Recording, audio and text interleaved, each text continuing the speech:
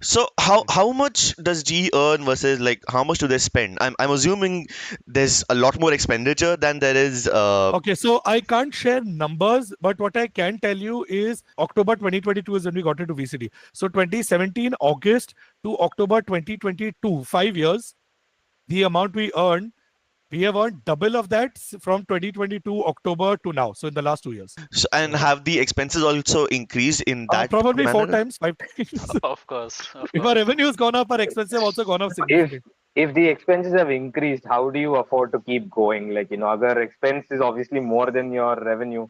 How do you afford to keep So moving right on? now we have been doing debt financing. A lot of what we've done is debt financing. Fortunately, because all these payments are coming in, the banks also see it. So since we have a lot of purchase orders with Riot and we have millions of dollars moving in and out of these accounts, now the banks are more open. So we have debt financing that we do with the bank. So that's how we keep managing our cash flows right now. Yeah. But we are looking at raising a round of investment. I think we were waiting for the first 2 seasons to happen because now we have 2 financial years worth of papers to show them. We have our fair projections in place. We know at what point we're at break even profitability. We have all those numbers because in the first year when people came, actually as soon as we got into VCT, there were VCs chasing us and saying, hey, you just got into this league, we want to invest.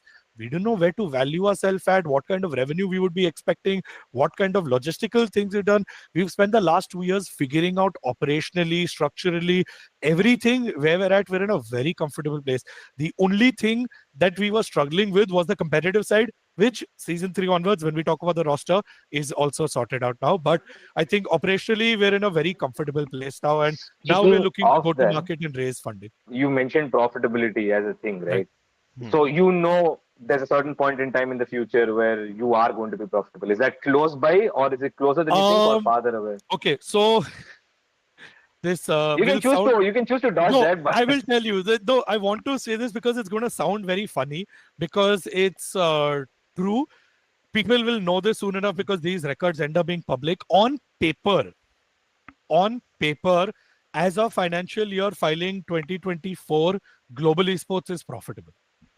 We broken even We are profitable on paper. We haven't broken even because we spent a lot to get in the here and past. our burn is ridiculous.